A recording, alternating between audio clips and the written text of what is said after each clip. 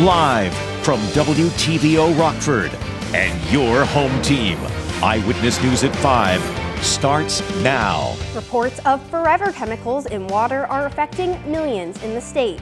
How PFAS can harm your health. A popular playground is getting a makeover. The well-loved structure will be replaced by new amenities. And the Rockford Police Department is hiring. Recruiters are making stops to look for local help. Good evening, I'm Taylor Castro. Thanks for joining us tonight. A new report finds nearly 1 million Illinois residents get their drinking water from municipal wells contaminated with toxic forever chemicals at levels that exceed state health guidelines. Nearly 1.5 million more depend on private wells. According to the Chicago Tribune, there has been no systemic approach to determine if any of them are unknowingly ingesting PFAS. Those are cancer-causing chemicals that build up in human blood and take years to leave the body. Car owners are paying a high price for big losses hitting the car insurance industry. It's happening even in states with tougher consumer protection laws. According to Labor Department data, rates increased 17% across the country in 12 months. That's more than 4 times the 4% rise in overall inflation. Auto insurers defend the hikes, saying claims have soared due to more accidents, higher repair costs, and increased lawsuits. A busy Rockford road will shut down so crews can make some repairs. Auburn Street between Harlem Boulevard and 251 will be closed starting Monday. Union Pacific is performing maintenance on train tracks in the area. Traffic controls and detours will be in place. Work is expected to take 4 days. We saw this same stretch of road close just last month because of a natural gas leak. According to NICOR, the leak came from a railroad embankment. It's unclear if next week's maintenance is related. A popular state line playground will be closed for the rest of the summer. The well-loved wooden play structure will be removed. The new play area design was chosen based on community feedback. It will have a splash pad and other features for future generations to play in. Work is expected to begin this fall and to be completed next summer. City Council plans to discuss who will fill the seat left open after the passing of a Rockford alderwoman. Mayor McNamara has chosen Jeff Bailey to represent the 13th Ward. Bailey co-founded Energy for All, an initiative to make more environmentally friendly energy. He's also a technical advisory consultant for minority academic achievement gaps and has experience as the membership development executive for the Rockford Chamber of Commerce. The mayor's appointment will be on the City Council's agenda Monday. Aldermen will have 30 days to vote on the decision. If approved, Bailey will fill the vacant seat left by the passing of Alderwoman Linda McNeely. The Rockford Police Department is looking for more officers. They're accepting both entry-level and lateral applications. Recruiters for RPD were at the State Line Business Expo at Hononegah High School. The upcoming retirements mean the department is trying to get ahead and fill the soon-to-be vacant roles. The applications are open until Friday. One Hononegah alum is hoping to recruit locally. We do like to hire local kids because they know what the community is like and they know what they need to do to help maintain that gap or maintain the bridge that we have with the community, and how important it is that our relationship with the community stands tall like it is right now. For more information on how to apply and future recruiting events, check out this story on our website, mystateline.com. Local entrepreneurs spent the afternoon networking at the Umbrella of Excellence open house. The event showcases the businesses that work in the facility on North Church Street. It's all about connecting with one another. God give you a gift to network with others, and the opportunity to bring others in to help them, is huge. It's just like, giving back is huge. So that's mainly what it's about. Organizers say there will be more networking events in the future. This morning, bikers set off on a special trip along the river. Riley's Ride started at the Kegel Harley-Davidson dealership in Rockford. They'll be making stops in the state line, raising funds for the Riley Grace Foundation. The organization helps support local families who have lost a child to illness. Having people in place in this community that can give you support and speak from experience is a huge benefit to anybody that unfortunately would have to encounter that. This is the second annual Riley's Ride. The U.S. Coast Guard has convened a Marine Board of Investigation into the suspected implosion of a submersible on its way to tour the Titanic wreckage. Officials announced the investigation during a press conference this afternoon. Canada's Transportation Safety Board confirmed it is also investigating the incident on Saturday. It's been unclear who will have the ultimate authority to spearhead the complex investigation since it spans multiple jurisdictions. 5 people were killed when the sub imploded deep in the North Atlantic. Damage assessment continues at a coal mine in Wyoming after a tornado tore across it Friday. 8 people were hurt, none with life-threatening injuries. Officials say all workers have been accounted for. The tornado hit the North Antelope Rochelle mine at around 6 p.m. during a shift change at the massive open pit mine. It blew over train cars and buses that transport workers. First responders also had to contain various hazardous materials that leaked when the tornado touched down. The film and TV writers' strike is now entering its 9th week, and the picket lines continue to grow. Thousands of protesters gathered in Los Angeles with representatives from multiple unions. That includes the Writers Guild of America, SAG-AFTRA, and the Directors Guild of America. Writers are fighting for fair wages and residual payments. Several TV series and movies have been delayed because of the strike. It's been devalued, and I think that everyone can see some of themselves in the fight that we're having, standing up to companies who are just refusing to accept a fair contract. The strike is estimated to cost California's economy more than $1 billion. Talk over the Chicago Bears' potential move to Arlington Heights will continue this week. The Bears president and CEO is meeting with Arlington Heights business owners tomorrow who are in support of the move. The team still hasn't committed to moving their new stadium to Arlington Heights. Negotiations between the city and the team have slowed down due to disputes over property tax values. However, work is underway to tear down the grandstand at the Arlington International Racecourse.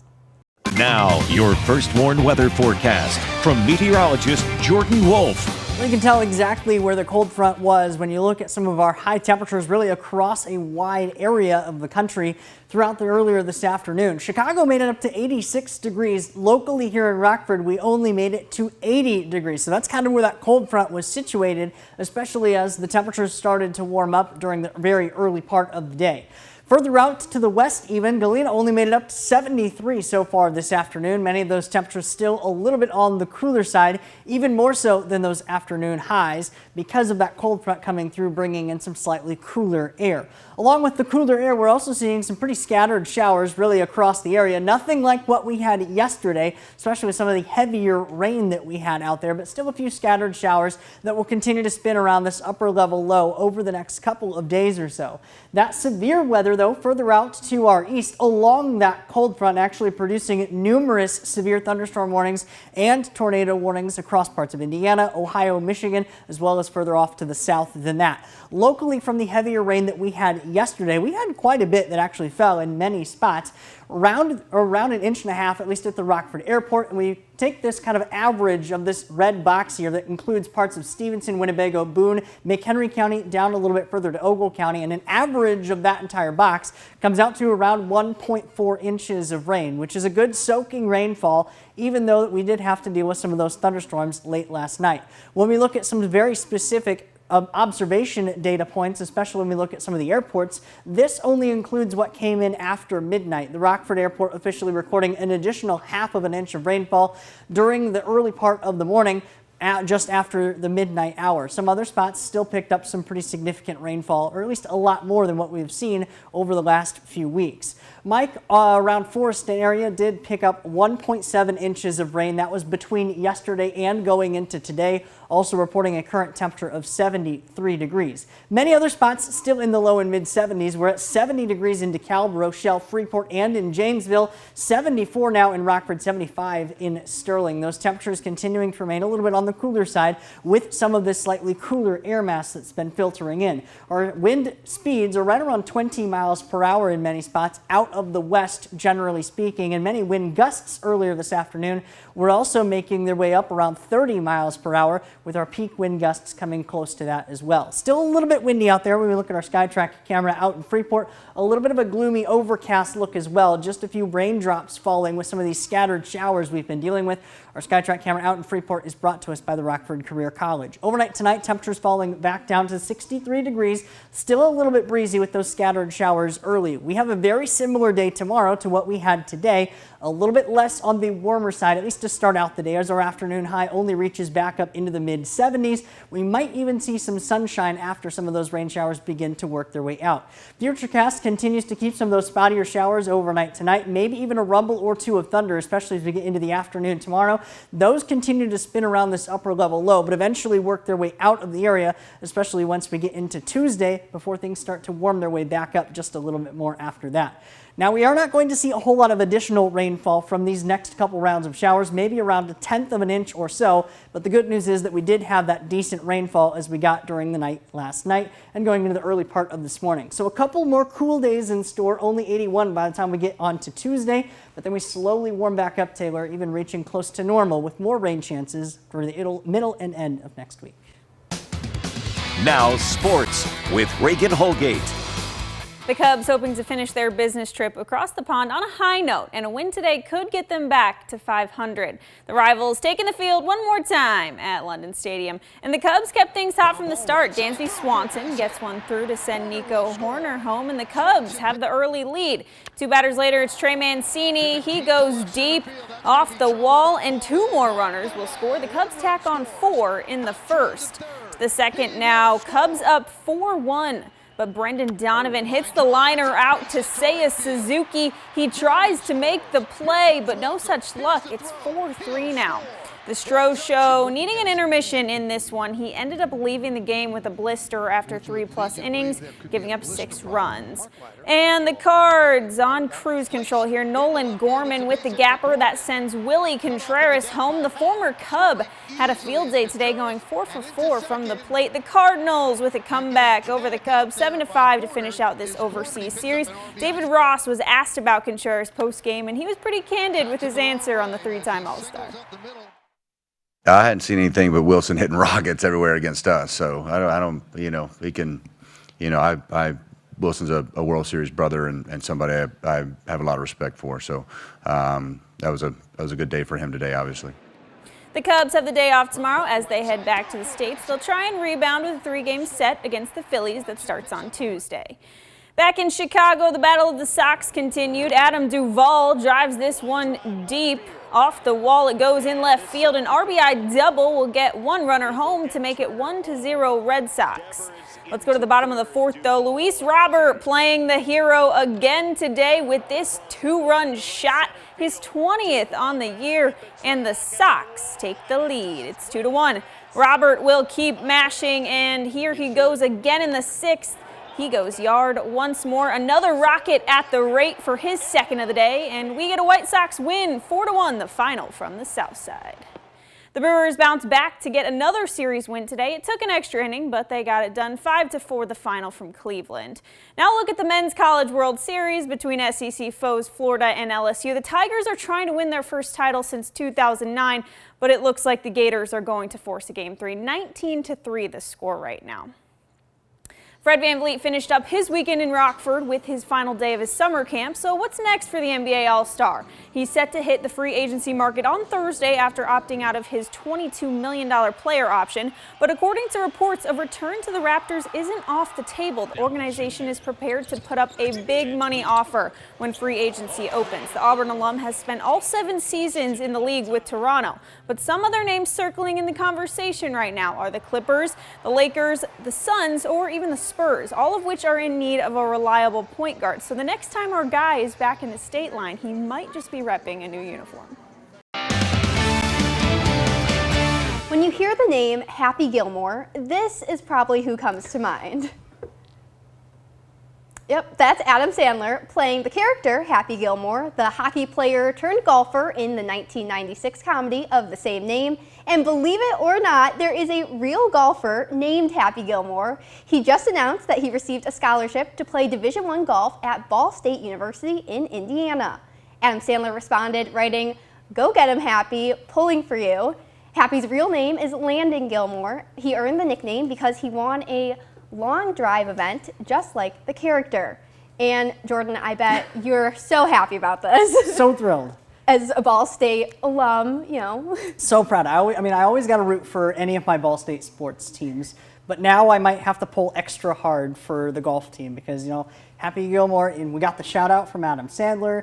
I really hope at least the golf team got maybe a couple more likes on their Facebook page or something like that. Definitely get kind of that showing and get kind of some eyes on the program. Definitely something that would always be worthwhile. Yeah, that's a big name, especially in college athletics today with NIL and everything. He's going to be a hit. He has to be. Maybe we can get him golfing up here in the state lines, even though probably not good weather for it, right? I don't know. We may not have the money to pull him this far, especially if with a name Happy Gilmore, he's got to have like NIL deals lined up ready to go at this point, right? Exactly. Maybe Adam Sandler can get him something. Maybe Adam Sandler. We'll see. But yeah, you're right. Not really great golfing weather, at least for today, and probably not really as we get into the day tomorrow either. We might look forward to the middle part of the week, at least a little bit better. We have some rain showers out there. The First Warn Interactive Radar from Rockford Auto Glass and More still showing a few of those scattered showers. Temperatures falling back down into the 60s tonight, but we do get some sunshine and some dry time once we get into Tuesday and into Wednesday. More rain chances, but a lot of uncertainty as we get into the middle and end of the week. Thanks, Jordan, and thank you for joining us. We'll see you at 10.